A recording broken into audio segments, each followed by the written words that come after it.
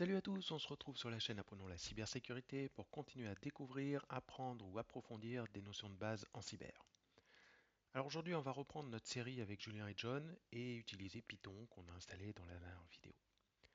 Donc comme à chaque fois, je rappelle avant de commencer que tous les personnages, les sociétés, les logos, les noms ou toute autre information de cette série de vidéos sont totalement inventées et fictives. C'est juste pour la beauté de l'exercice. Alors, jusqu'à maintenant, les attaques qui avaient été menées par John sur le site que Julien développait présupposait finalement que John avait accès ou avait eu accès au site. C'est comme ça qu'il avait pu découvrir la logique entre les liens des pages, les endroits où il y avait des objets référencés et on pouvait modifier la référence. Donc ça c'était la fameuse faille IDOR qu'on a vu dans une vidéo précédente. C'est aussi comme ça qu'il avait pu construire son piège pour faire des choses à Julien à son insu. Ça c'était la faille CSRF. Ou encore, c'est comme ça que grâce à son accès, il avait pu envoyer un message qui contenait du code malveillant en JavaScript à son conseiller bancaire, histoire de lui piquer son cookie de session. Ça, c'était la fameuse faille XSS stockée. Seulement voilà, la plupart du temps, l'attaquant n'a pas accès au site et il reste coincé sur la page de login comme ici. Et il ne peut rien faire d'autre que d'essayer des logins et des passwords. Alors justement, la première chose qu'on peut essayer de faire, c'est d'essayer des logins passwords finalement assez communs, par exemple admin admin. Bon, ça marche pas. Alors invité invité ou guest en anglais, guest guest, ça marche pas. Ok, donc là ça marche pas. Mais une des failles assez courantes sur les systèmes, c'est que souvent les gens qui installent ces systèmes oublient de modifier ou d'enlever les mots de passe par défaut. Donc c'est quand même une bonne idée d'essayer des mots de passe qui sont couramment utilisés par défaut. Bon, là ça marche pas. Alors, ce qu'on peut essayer de faire d'autre, c'est de muscler un peu notre jeu et de dire que on va essayer toutes les possibilités. Et ça, c'est ce qu'on appelle une attaque par brute force. Alors, de prime abord, ça peut paraître impossible parce qu'il y a trop de combinaisons identifiant mot de passe. C'est vrai. Mais en fait, on peut souvent réduire l'espace des possibles. Par exemple, si vous attaquez au site d'un opérateur téléphonique, eh bien l'identifiant sera vraisemblablement un numéro de téléphone. En plus, si c'est un opérateur mobile, ça commencera certainement par 06 ou 07, suivi de 8 chiffres. Donc finalement, ça réduit beaucoup le champ des possibles. Sur certains sites, on a aussi des identifiants dont la structure est spécifique et imposée par le site. D'ailleurs, c'était le cas sur le site développé par Julien pour les clients réels, pas les comptes qu'on a créés pour nos tests. Eh bien, on voit que la structure qui était choisie par la société, c'était IDF avec un numéro de séquence derrière. Mais du coup, ça réduit drastiquement le nombre de combinaisons possibles. Et si on imagine que c'est une grande banque avec quelques millions de clients, eh bien on voit tout de suite qu'en tapant au hasard, en incrémentant la séquence, avec IDF 00001, puis 0002 et ainsi de suite, il y a de bonnes chances que sur les quelques millions de clients, on arrive au bout d'un certain temps raisonnable à tomber sur un identifiant qui existe.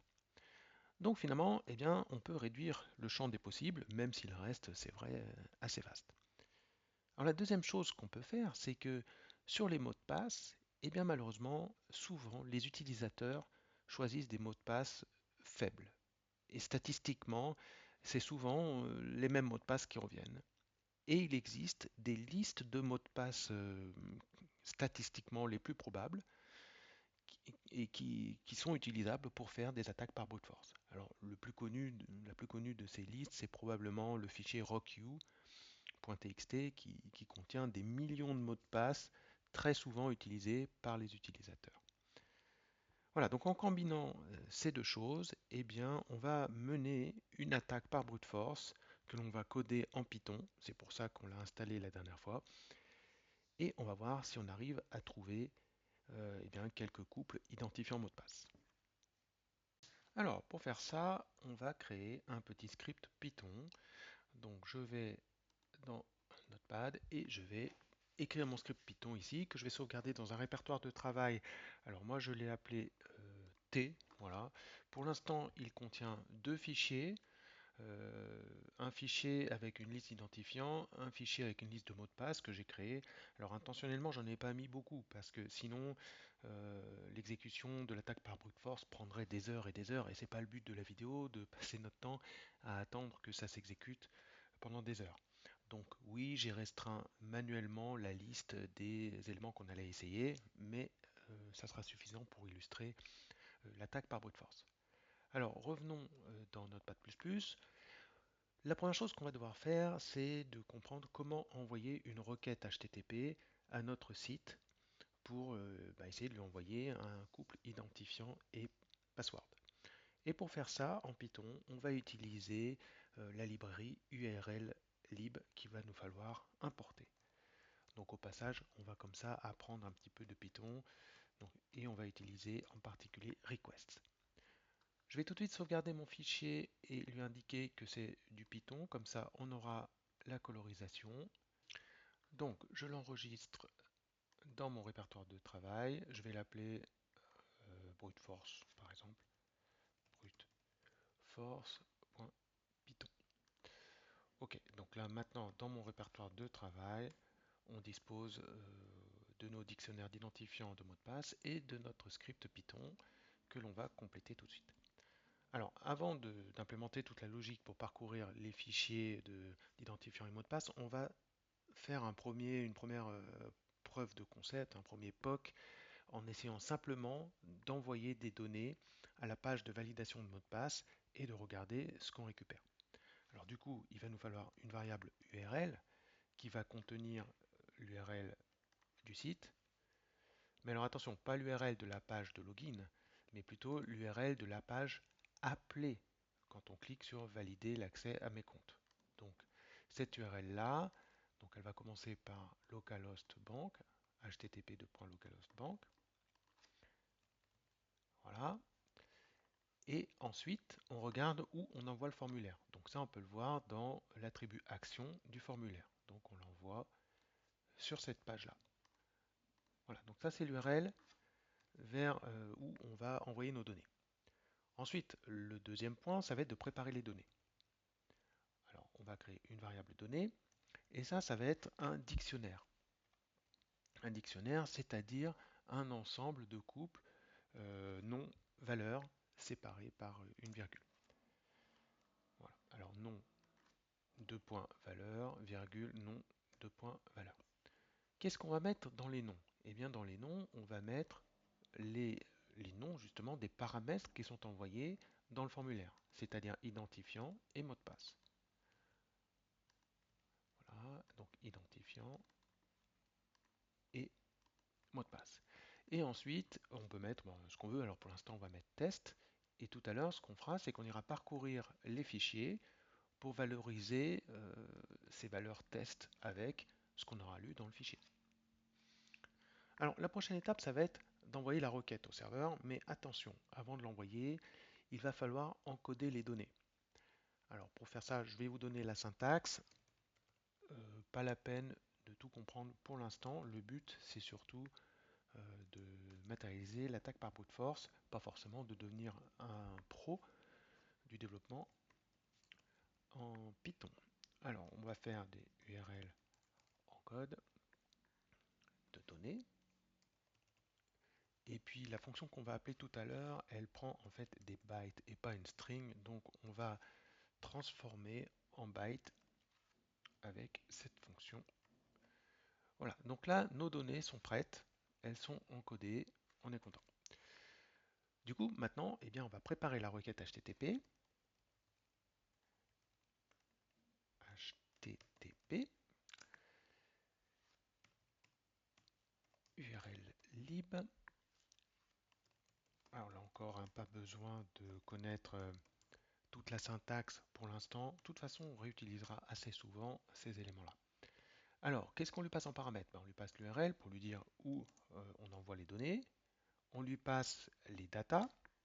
Et les datas, on va lui donner les données qu'on a préparées et qu'on vient d'encoder. Et puis aussi, on va lui passer la méthode. Alors la méthode, eh bien, il faut utiliser la même méthode que celle qui est utilisée pour envoyer le formulaire, c'est-à-dire post. Donc méthode égale post. Voilà. Alors maintenant, eh bien, il va falloir qu'on récupère la réponse et en particulier le contenu de la réponse. Alors on va utiliser un petit handler.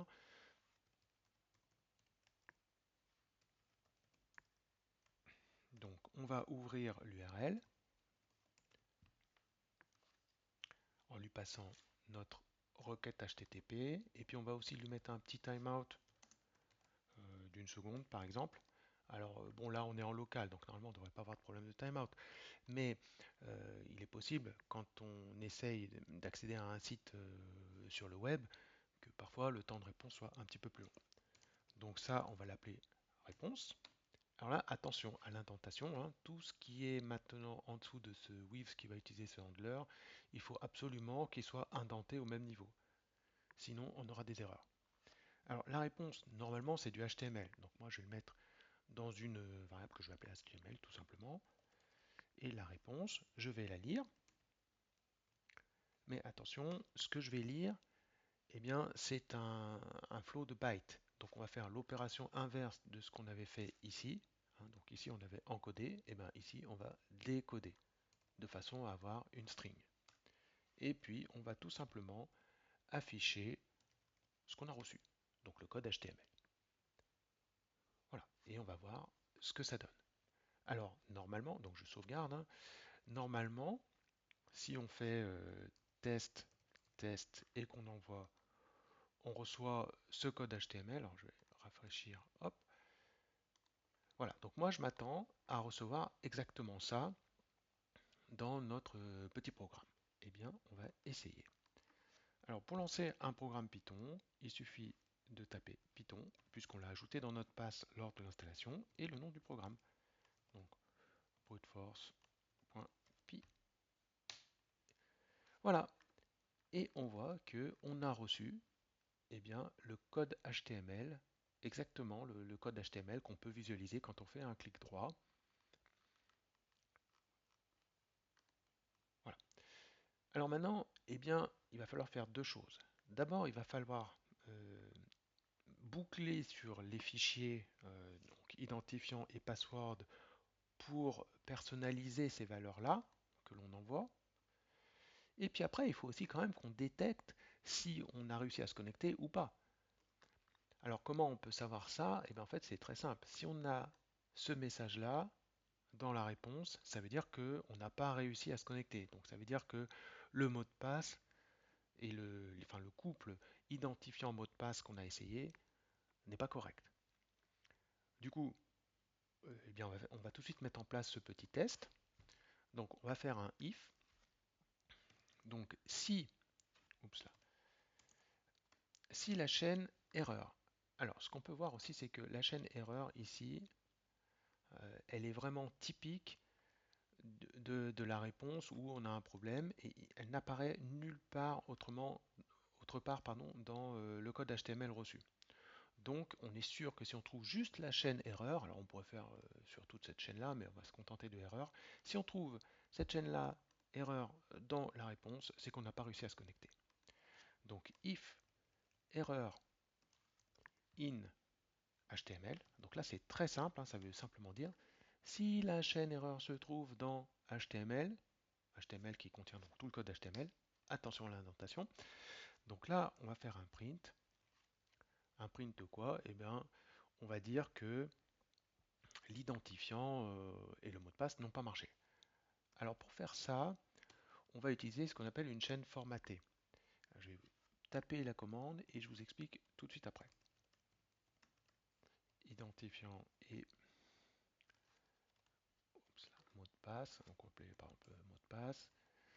Et je sais pas, on va mettre une petite croix comme ça pour dire que ça n'a pas marché.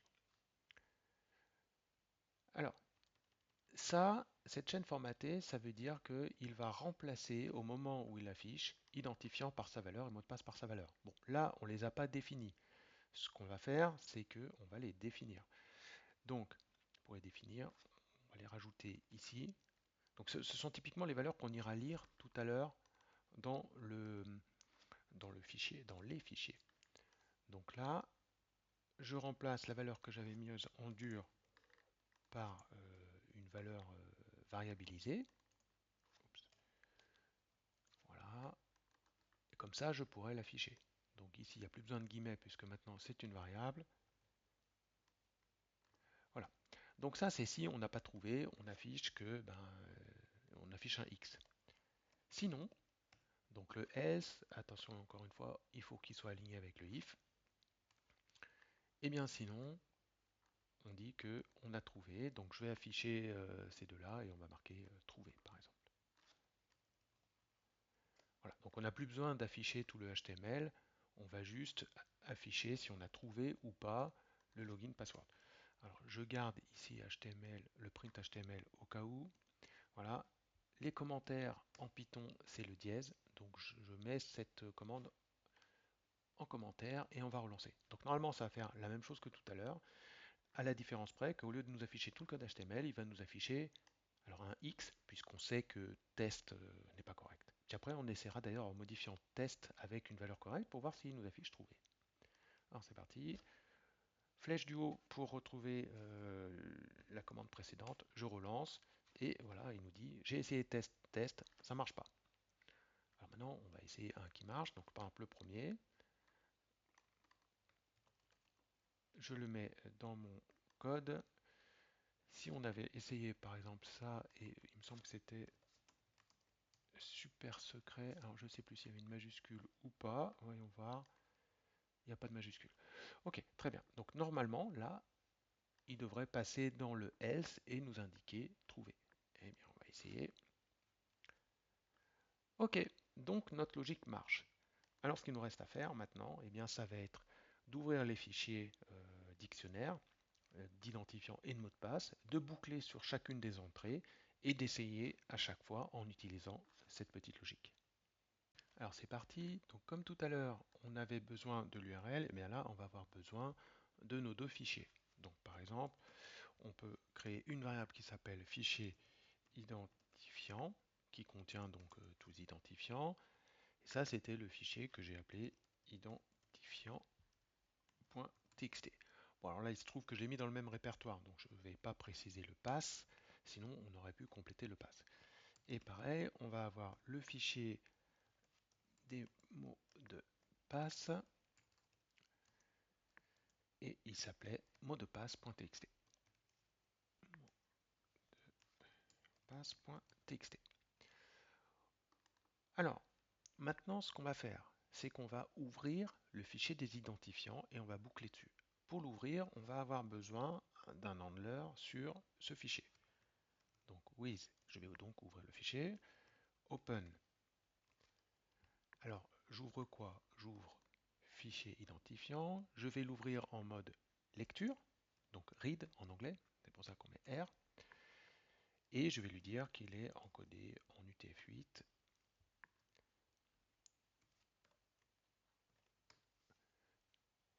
Et ça, je vais l'appeler, donc le nom du handler, je vais l'appeler fic ident. Voilà, ce sera un petit peu plus court. Voilà. Donc en utilisant ça, je vais faire tout un tas d'opérations. Et l'opération, ça va être de boucler sur chaque identifiant. Donc pour chaque identifiant, dans le handler, qu'est-ce que je vais faire? Alors déjà, on va faire un certain nombre de contrôles qui ne sont pas forcément utiles parce que j'ai mis des données propres, mais qui sont quand même mieux à faire. On va vérifier s'il y a des lignes vides. Donc, on va ignorer les lignes vides. Donc, comment on fait ça?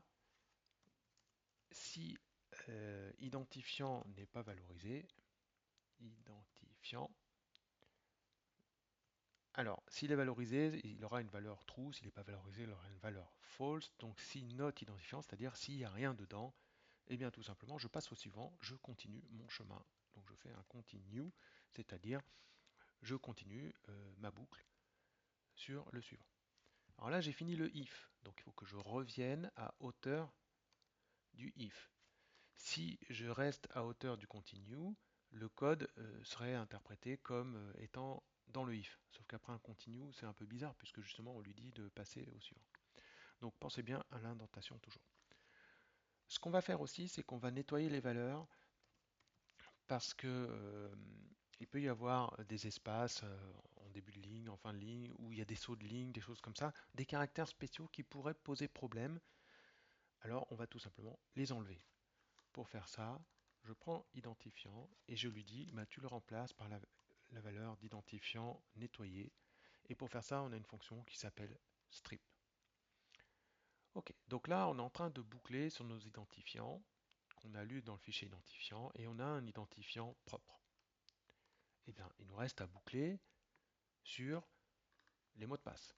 Donc on va faire exactement la même logique. Alors d'ailleurs, je vais faire copier-coller. Alors attention à l'indentation.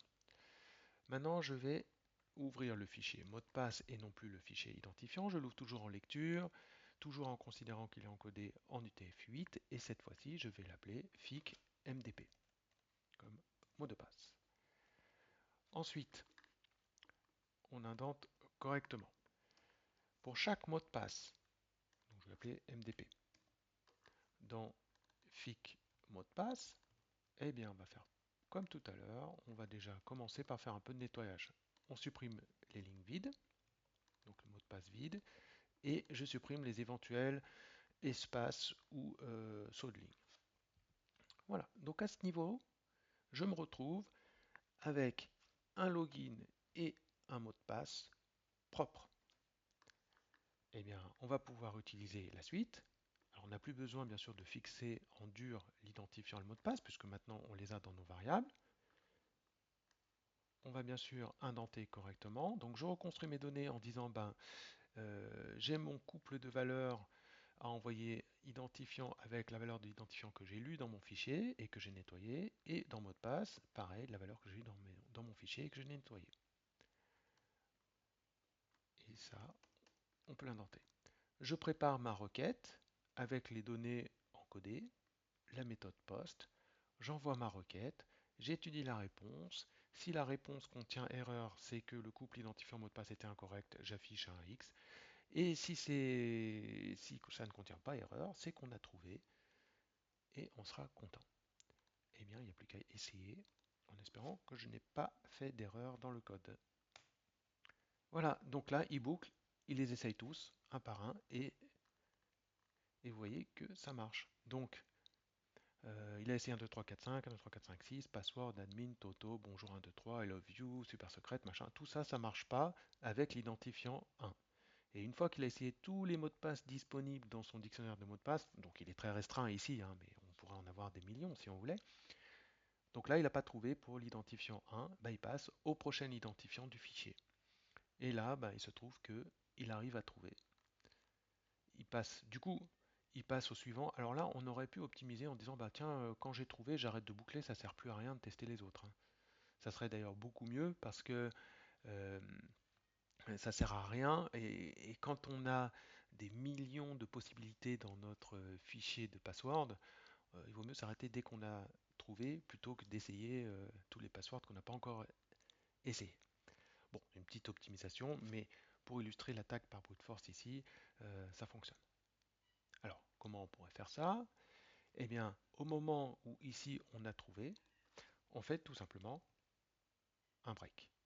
Comme ça, on va sortir de la boucle. Alors, essayons, voir ce qui se passe si on fait ça. Qu'est-ce que ça change? Donc, on va sauter un petit peu de ligne. Voilà, donc on voit que ici, dès qu'il a trouvé, eh bien, il passe à l'identifiant suivant. Bon, celui-là, il ne l'a pas trouvé, il passe au suivant. Là, il a trouvé très rapidement, il passe tout de suite au suivant. Et là, c'est pareil, il a trouvé assez rapidement. Il passe au suivant, mais bon, il n'y en a plus derrière. Voilà donc une illustration de l'attaque par brute force. Alors, comment éviter cette attaque? Déjà, il y a un premier point, c'est qu'au niveau des clients, moi je recommande d'utiliser des mots de passe un petit peu secure. Par exemple, ce mot de passe-là est quand même bien meilleur que password. Euh, alors, pour avoir un mot de passe secure, il faut qu'il soit assez long, peut-être au moins 12, 16 caractères, je ne sais pas.